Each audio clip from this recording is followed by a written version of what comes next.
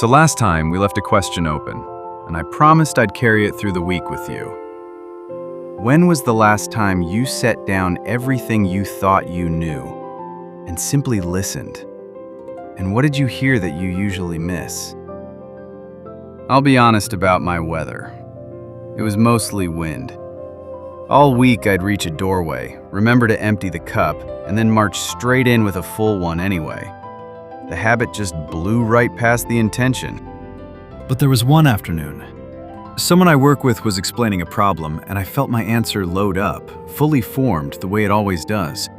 And for some reason, maybe because I've been watching for it, I just didn't fire it. I stayed quiet and kept listening. And about 30 seconds later, he said the real thing, the thing under the thing, which was not at all what I'd been about to solve. If I'd spoken, I'd have answered a question he wasn't actually asking. The wind dropped for a minute, and in that stillness, I heard something true. It humbled me. That's beautiful, Leo. My week was patchy sun and cloud. The honest part is, my mom is still my hardest classroom. Old reflexes. She starts talking, and my answer is already waiting at the door.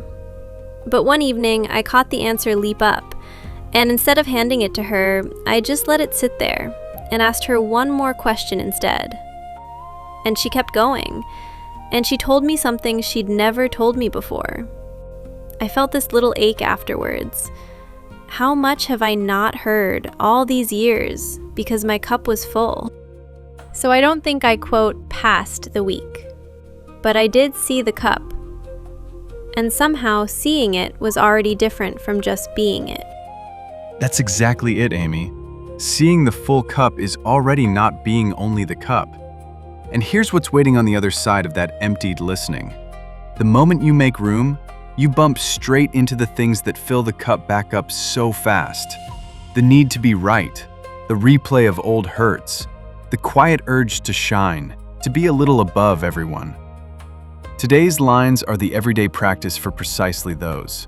They are how the emptiness we talked about last time actually gets lived, out loud, among other people. Welcome back, friends, to the Road to Awakening. I'm Leo, and today we're in the heart of Chapter 4 of the Tao Te Ching. 4 short lines that are some of the most practical instructions for daily life in the whole book. I'm so glad you're here. And I'm Amy. Leo, would you have us hear the lines first? Let's. These are the 2 lines we'll live inside today. Listen. It is without sharpness and depart from conflict. It merge with the light and converge with the dust. Thank you. 4 movements are folded into those words. Blunt the sharpness. Untangle the conflict, the knot. Soften or harmonize the light. And merge with the dust. Settle in among the ordinary. A common rendering you may have heard is, blunt the sharpness, untie the tangles, soften the glare, settle with the dust. 4 verbs, 1 direction. Stop using force and let your true nature meet the world gently. Let's take them one at a time, because each one lands somewhere very specific in our day. Start with the first. Without sharpness. What's the sharpness it means? It almost sounds like it's telling me not to be smart or capable. That's the usual misread, and it's worth clearing up right away. It's not your intelligence or your competence that needs blunting. It's the edge, that hard, piercing thing that comes out when you have to win, have to be right, have to prove you're not the one who's wrong. Picture this. You're driving. You're already late, and someone cuts you off without a signal. In a flash, your chest tightens, your hands grip the wheel, and a sharp thought flares. How dare they? I'll show them they can't treat me like that. That heat, that need to retaliate and assert yourself, that's the edge. That's the sharpness. Or the modern version with no car at all. Someone replies to you in a group chat in a way that stings, and immediately your mind starts drafting the perfect sentence, precise, devastating, the one that will make them feel small and prove you right. You can feel the satisfaction of it before you've even typed it. That, too, is the edge. I know that one intimately. So what does blunting it actually look like? Because just swallowing it and seething doesn't feel like peace either. No, and that's the key. Blunting the edge is not biting your tongue while you boil inside. It's something happening one layer earlier. Here's the practice. The next time that sharp urge flares, at the wheel, at the keyboard, across a dinner table, don't act and don't suppress. Just feel it. Notice the heat in the chest, the grip in the hands, without putting a story on it yet. And ask one quiet question. If I win this, then what? Type the reply if you must, but wait 60 seconds before you send it and read it back. Is this sentence serving the truth or just protecting my pride? 9 times out of 10, when you actually look at the edge, it softens on its own. You don't have to break it. Seeing it is what blunts it. There's something underneath that, isn't there? Like the edge isn't really about the other driver at all. You've gone right to it. The edge rises out of the self that needs to be defended, the image of me that can't bear to be wrong or overlooked. Here's the thing worth seeing clearly. Your true nature doesn't need to prove it exists. It's the after-the-fact self-image that's desperate for proof. So when you blunt the edge, your life force isn't getting weaker. It's coming home, from attacking self back to clear nature. The old Book of Changes, also known as the I Ching, has a hexagram entirely about this, the hexagram of humility, and one of its lines reads, "The humble person, through lowliness he nurtures himself." Let me hold that in 3 parts. The words mean, the truly humble keep themselves low, and in that lowness, quietly grow. The sage's intent in a book of 64 hexagrams is striking. This is the one hexagram where every single line is fortunate. Lowering the edge isn't weakness, it's the most reliably blessed posture there is. And the connection to our line, without sharpness, is exactly that. Not a dulled mind, but an edge laid down so that what's underneath can flourish. So humility isn't losing. It's the one move where you can't lose. Beautifully said. Now, the second movement, depart from conflict, untie the knot. And here the conflict is mostly happening inside your own head. Picture it. You got some feedback at work. It was 95% kind, 5% critical. It's 11 at night, you're lying in bed, and your mind is running the 5% on a loop. Why did they say that? That's so unfair. I should have answered like this. The meeting ended hours ago. The person is asleep in their own house, but you've brought them into your bedroom to keep hurting you. Are you reading my diary? Because that is uncomfortably accurate. It's all of our diaries. There's an old story that nails it. 2 monks were walking back to their monastery and came to a flooded river where a young woman stood unable to cross. The elder monk simply lifted her, carried her across, set her down on the far bank and walked on. The younger monk stewed about it for miles. Monks aren't supposed to touch women. How could he? What will people think? Finally, hours later, he burst out with it. And the elder monk looked at him and said, "I set her down at the river. Are you still carrying her?" Oof. The elder one put the woman down. The younger one carried her for 10 miles in his mind. That's the knot exactly. The event is over. The carrying is optional. And there's a line that has come down to us, often attributed to a man who survived the worst of the last century's suffering. And it names this exactly. Between stimulus and response, there is a space. In that space is our power to choose our response. And in our response lies our growth and our freedom. 3 parts, as always. The words point to a gap, small but real, between what happens to you and how you answer it. And the deeper insight, the one those who've endured the very worst keep pointing to, is that even when everything is taken from you, That inner gap is never taken. It is the last freedom. And the connection to our line, departing from conflict, untying the knot, lives entirely in that space. The replay starts, you notice the replay starting, and in the noticing, a gap opens, and you're no longer the rope being pulled. The practice is simple and gentle. The moment you catch the late-night cinema rolling, name it softly, replaying, and bring your attention back to one plain sensation, your feet on the floor, your hands on the wheel. You're not forcing the thought out, you're just declining to carry her another mile. And let me pause here for one breath, because this is the kind of teaching that's meant to be lived with, not just heard once. If the road to awakening is companioning you on your own path, the simplest way to help us reach others is to subscribe to our channel, Voice of Heavenly Tao, and pass this episode to one person who you know is carrying something they set down long ago. That quiet act is how these teachings travel. Thank you for walking this with us. Now the third movement, merge with the light, soften the glare. And this one is sneaky because it tends to ambush the people who are trying hardest to be good. Imagine you've been doing some inner work, meditating, eating well, reading the deep books. You go home for a family gathering, and there they are, gossiping, scrolling, arguing about shallow things. And a cool little feeling rises in you. I'm so much more awake than they are. You don't say it, but it's in your eyes, in your tone, an invisible wall of, I know better, and everyone can feel it. You've become a glaring light that makes the room squint. Ouch.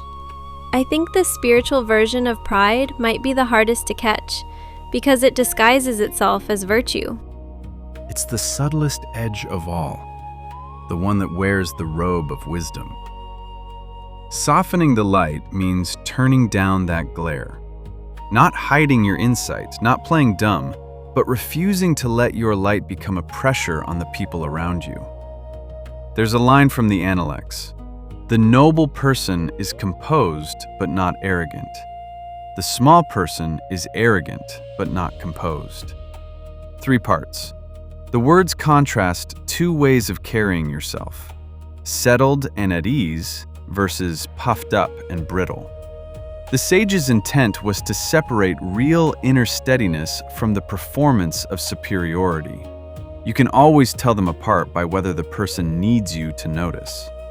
And the connection? Merging the light is exactly that composure. Fully bright inside, but with nothing in it that needs to outshine you. True spiritual growth doesn't make us elite. It makes us kinder.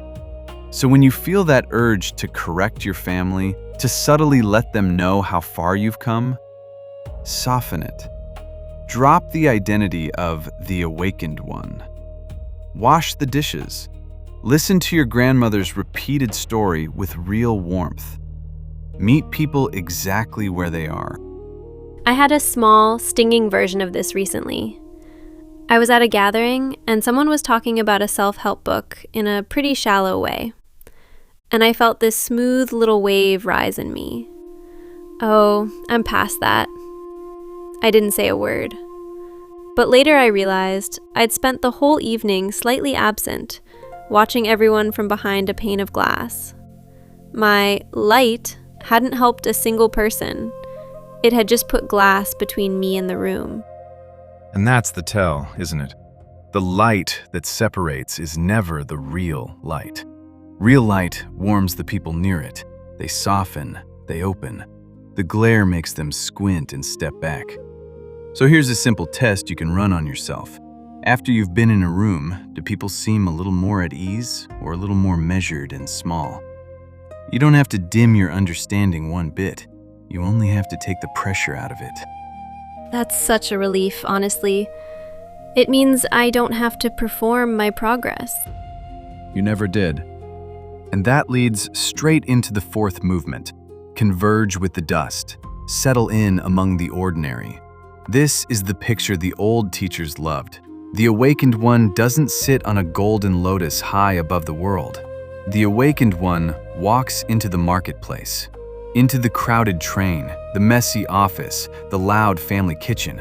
On the outside, completely ordinary, no special glow, no separate seat, but on the inside, clear as crystal. In the dust, but not dirtied by the dust. But how is that different from just blending in and losing yourself? Because merge with the dust could sound like give up and go along with everything. That's the crucial distinction. And the Tao Te Ching gives us the perfect image for it elsewhere. The highest good is like water. Water benefits all things and does not contend. 3 parts. The words praise water for nourishing everything while competing with nothing. The sage's intent was to show that the softest thing, the thing that always takes the low place, is precisely what has real power and outlasts the hard. And the connection? Pour water into a square cup and it becomes square. Pour it into a round one and it becomes round. That's converging with the dust, taking the shape of wherever you are. But it never stops being water. It never loses its clarity. So merging with the dust isn't dissolving into the crowd and forgetting yourself. It's keeping your inner clarity so completely that you no longer need to announce it. You can be utterly ordinary on the outside precisely because you're settled on the inside. There's a line from the Diamond teaching that says it in one breath. Give rise to the mind that dwells nowhere. 3 parts again.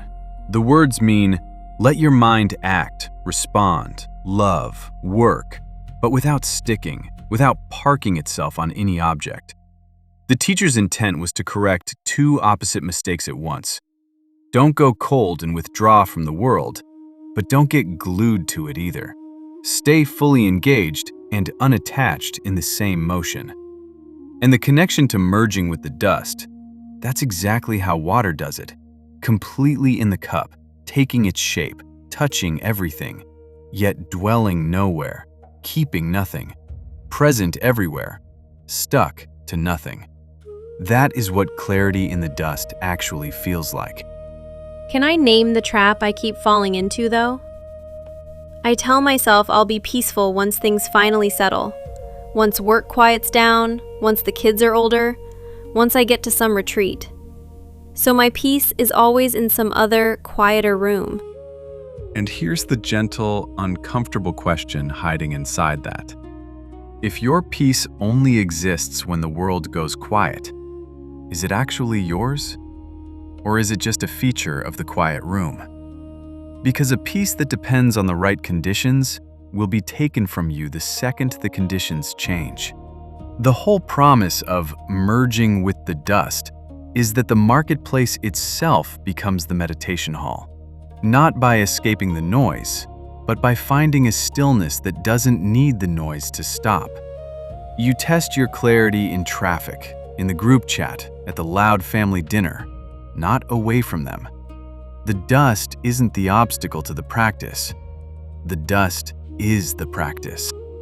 So I don't have to wait for a quieter life to begin. The noisy one is the classroom. Leo, all 4 of these, is there one root move underneath them?